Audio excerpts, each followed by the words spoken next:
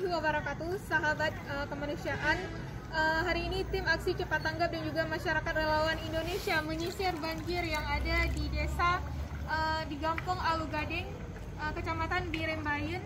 Dan di sini bisa sahabat Dermawan lihat bahwa desa ini sudah dilanda banjir selama 3 hari berturut-turut, dan sampai sekarang banjir masih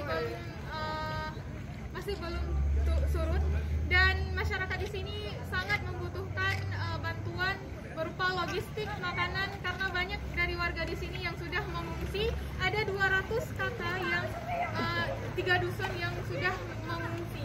Dan bagi sahabat Dermawan yang mau menyerahkan bantuan bisa langsung melalui aksi cepat tanggap. Demikian laporan dari kami. Terima kasih. Assalamualaikum warahmatullahi wabarakatuh.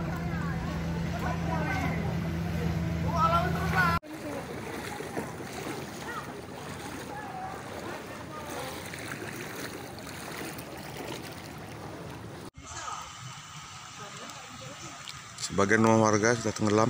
Kita lihat masyarakat Padan Babu sudah mulai banyak yang mengungsi. Ini keadaan terakhir. Ini adalah masyarakat Babu yang sudah mengungsi cari tempat yang lebih tinggi.